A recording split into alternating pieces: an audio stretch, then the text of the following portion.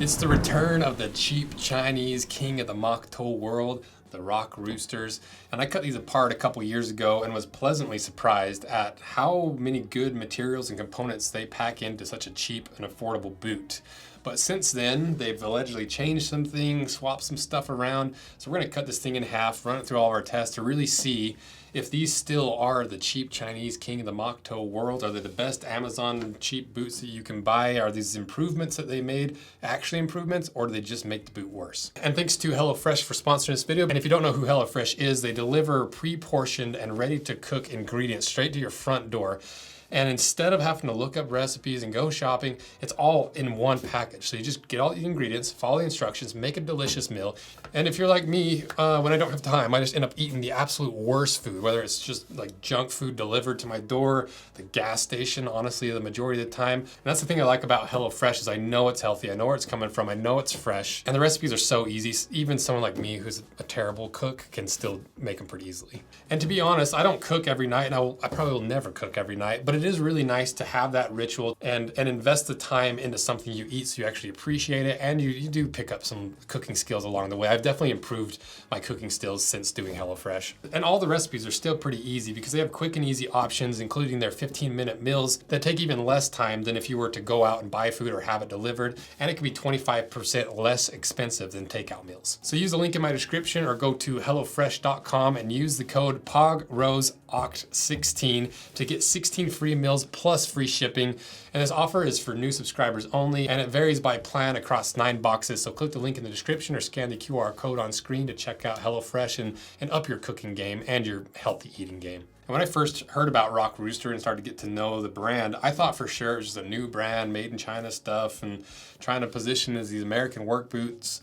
But they actually have a pretty long history. It's interesting because in 1986 in Tasmania, Australia, ROCKROOSTER was founded by making handmade leather boots and shoes for local farmers and miners and workers that needed a durable and dependable and comfortable boot. An interesting thing about the ROCKROOSTER name is named after the native Tasmanian rooster that has this really long and sturdy claw that they use to help them walk up and climb up big cliffs and stairs as these little grappling hooks. Kind of interesting name.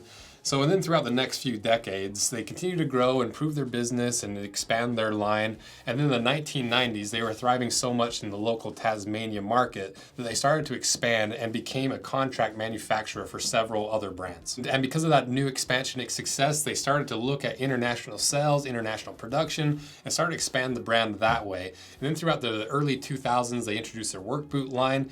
And then in 2009, something really interesting happened where it seems like there's some holes in the history of this brand, and you look at the LinkedIn, the owners of this company. Well, I think in 2009, the original Australian owners of the company sold this brand to a Chinese shoe conglomerate. And since then, they've dropped their prices, expanded their production, and really tried to dominate that $150 and under work boot category. But is this a typical example of a brand selling to a Chinese corporation, or has ROCKROOSTER actually maintained the quality and the ability to make a decent boot at a fair price? That's what we're going to try to figure out. So what is this boot? Well, clearly the brand is ROCKROOSTER. The style is the most Amazon and Chinese brand name ever. The Norwood men's 6-inch brown soft toe wedge work boot with Vibram Outsole VAP 611.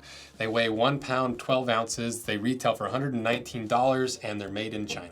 So now let's start looking at this boot, starting with the leather first, because this leather is a very soft and malleable leather. This is really similar to the Thorogood leather, where it really has very little break-in time because it's tumbled. And if you don't know what tumbled is, they take the hides that are usually pretty firm and they throw like 50 hides in this giant 20-foot drum, and that drum spins and tumbles this leather. And what that does is it loosens up that internal fiber structure of the leather, making it really soft and malleable without needing to remove any material from the leather. The downside of that is it doesn't give you a lot of support. You can see how floppy this is compared to like a regular work boot. I almost hit myself in the face with those laces. It could be less durable over time because it's a little bit more malleable. It allows that leather to pinch a lot more and faster and crease more, which could lead to splits sooner. But for the most part, I like a good tumble leather. You know, that's why I like that bison leather a lot of Pacific Northwest brands use. I like the leather that Seidel tans for Thorogood and how soft and malleable that is. And this is really similar to that. And it's still pretty thick. It's It's a 2.3 millimeters thick, so a lot thicker than most brands that are selling $150 and under boots. We also looked at the cross section with the macro lens, and you can see that structural grain pattern at the top of the leather that's on the surface of the leather where the hair gets removed. It still remains intact in this leather. We burned the leather to see if it had a plastic coating on top. It doesn't have plastic, but it does clearly have some sort of pigment on top where it's basically a light layer of paint to give it a nice even finish. I don't like that as much. I like the natural color. I like the depth of color from a natural leather without a pigment on top, but it's all just taste at this point because it's such a light layer that it's not going to affect the durability at all. And we wanted to test how strong this leather was, so we put it on the puncture test, and it took 179 pounds to puncture through. That's the third best that we've done. And I honestly think a lot of that is due to how stretchy and elastic this leather is. I think harder leathers, it's easier for that point to push through. Compared to this, it kind of expands down and it distributes that pressure of that point across a bigger surface area, allowing it to be more puncture resistant. But at the end of the day, it still had a really good score. And so to me, that's enough to tell me it's a decent leather. But then if we start looking at the inside, this is where a lot of these cheaper brands really start to get cheap. But the thing I love about Rock Rooster is they don't line the shaft of the boot with a really cheap fabric that you just end up wearing the heel of it out and ends up stinking sooner. It's less breathable. They actually left it with the natural leather, which most of the time when brands do an internal cheap lining on a cheap boot, it's because the upper leather is so cheap that they need to back it with something a little bit stronger. So that's another sign that it's a pretty decent leather. And then if you look at the heel, it does have a dedicated counter cover, which I'd be raving about if it was actually leather. But even though it looks like leather, it's a fake leather. We put the lighter to it and it just melted and burned, so not leather. But I still would take a fake leather counter cover over just the fabric, because that's where you wear through that, and then also you have a flap on the inside and it's wearing your heel out, giving you blisters.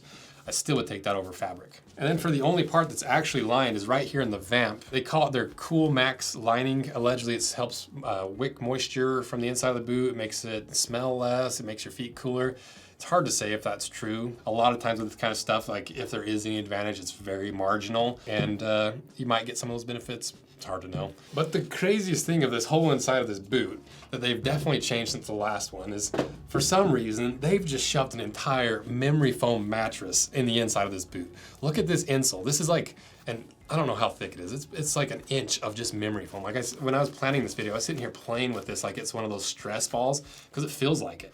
And it feels really weird underfoot. Like it's so much memory foam that your foot kind of like sinks in like quicksand. The beauty of it is if you hate this insole, you can just swap it out for your orthotics or a custom insole or a different insole of any kind. The thing I love most about this insole is all the marketing jargon they throw all over this thing. Auto mold, antimicrobial, fast drying, sanitized air fresh, I think. Contoured arch support, shock absorbing, comfort memo, anti-fatigue technology, Cool Max, extreme performance, Poron XD, extreme impact protection. You got these nice things at the toe. You got Rock Rooster on the back here, anti-fatigue, the number 5. Insoles are so ridiculous. And this one might be the most ridiculous though. But what about the Goodyear welt? Is it actually a true Goodyear welt? Well, you can just do that quick test, pull the upper away from the welt. If you see stitches going to the inside, it's probably a Goodyear welt. If you see glue, it's not. And you can see that there's stitches on the inside of there, so pretty clearly a real Goodyear welt. But there is a fake stitch on there, and I hate when brands do this. It's not that big of a deal, but it's more of just like a purist angst thing where this sidewall stitch that looks like it's a Norwegian welt is just fake. It's the same thing that Thorogood does and that one Red Wing Mocto does. But that's not even the craziest thing about this welt, because for $120, this comes with a true leather Goodyear welt. It's so rare to see a real leather welt in boots under $200, let alone $120. So I'm really glad that Rock Rooster maintained that, because it's got to be the only $120 boot that you can buy with a real Goodyear welt and a real leather welt. The benefit of that is those synthetic welts, they're prone to cracking and splitting, especially in cold weather. And so if you were to get these resoled, the cobbler would pull the outsole off, but that whole welt would be falling apart. Then they'd end up having to sew a new welt on, which increases the price of the resole. And at that point, for a $120 boot, you might as well just buy a brand new boot rather than get it repaired. Versus if it's structurally sound and has good materials like this one, all the cobbler has to do is peel that old outsole off, glue a new one on, and you're on your way within like 20 minutes. So that's a huge part of why I always lean towards leather welts over synthetic welts. You know, it's not the end of the world, especially for these cheaper boots, because most people, I don't know how many people are actually getting these resold versus buying brand new ones, especially for work. But to me, it does matter. And for $120, to have a real leather welt would usually be enough. But there's another upgrade they made on this boot that perplexes me and is pretty cool because they've switched from their self-branded outsole to a Vibram outsole. But I've never once seen one of these Vibram outsoles with the yellow logo. They're usually just all white. And so I don't think this is a fake outsole because I'm pretty sure Vibram would be all over them, sending cease and desist letters, be like, hey, that's not our outsole. So it must be a real Vibram. So I'm wondering if it's just a cheaper version of the classic wedge sole you see with this type of boot from Vibram. Like maybe there's a bunch of voids on the inside. Maybe it's a cheaper compound, but we did the durometer test. It's still a 60 Shore A. It still feels like the regular blown rubber outsole Vibram makes. So I don't know. I honestly have no idea how they're able to get a Vibram outsole on a $120 boot and the leather welt and all these other materials. So the only way to find out is to cut this thing in half and see if there is some flaws with this outsole, because that's the one thing I'm really suspicious about. So let's cut them in half.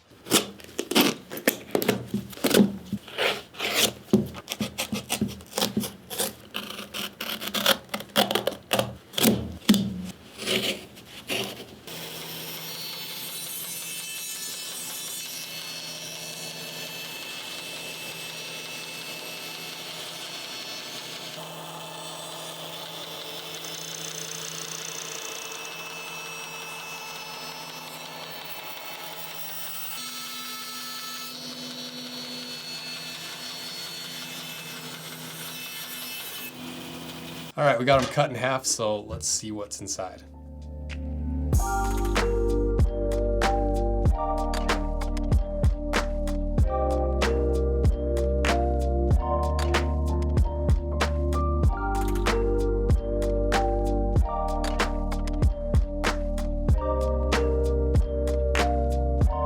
So honestly, pretty surprising. I thought for sure there's gonna be a bunch of voids in this outsole, kind of like what we saw with that Indiana Jones boot by Wested, where it looked like it was really thick, but it was really thin. Or like that fake leather midsole we saw in the Portland leather good, where it's all just to make you think it's higher quality than what it is.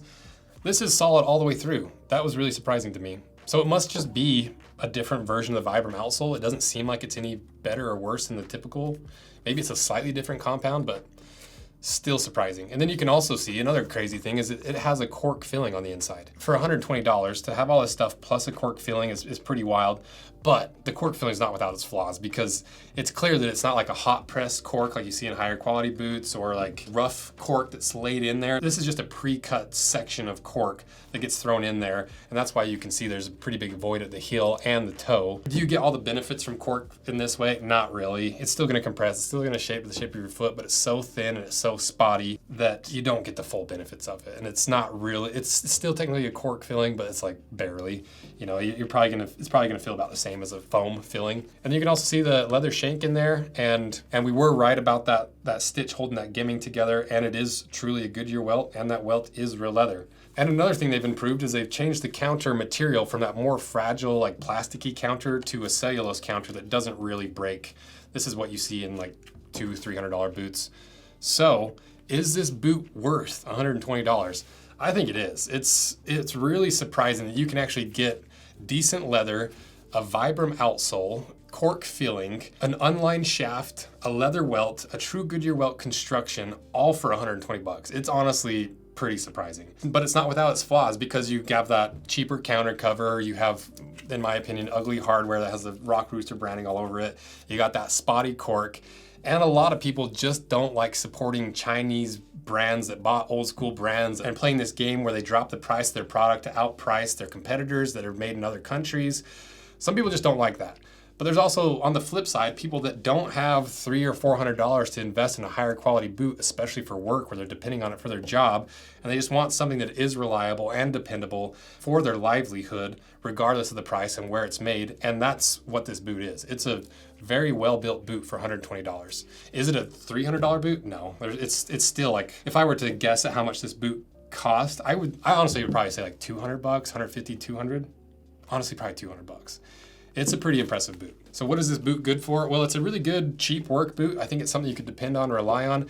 Money might be better spent on the more direct injected foam boot if you're looking for the comfort, the durability. But if you're looking for a traditional work boot, this is not bad for the price. And if you're looking to get into this like heritage, workwear, like traditionally made boot world for style and for casual wear or light work, this is a really good way to to dip your toe into the market, see if you like it, see if you actually enjoy wearing these, if they're comfortable to you, if you like the style, without having to invest $350, $400 into something you might not end up wearing. It's a nice first step into that market. So did they actually improve the cheap Chinese king of the Mocto boot world? I think they did. It is actually a better boot than the last time we reviewed it. How was this rank on the Moctober board? Well, we only have a few on this year's board so far, so right to the top. It's definitely better than the other boots. What about the overall ranking across the 3 years of Moctober?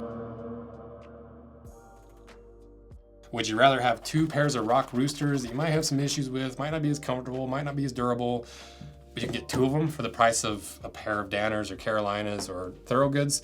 That's the question I think people are asking when they're looking for this review. And so now you have all the information, now you know everything you need to know before buying these. Let me know what you think and where you stand on this argument of like cheap Chinese stuff driving prices down versus supporting domestic. What's your experience in Rock Rooster? And do you think there's a better boot out there for around the same price that does it better than Rock Rooster? Because it's gonna be a tough one to beat. So let me know. Thank you guys. See ya.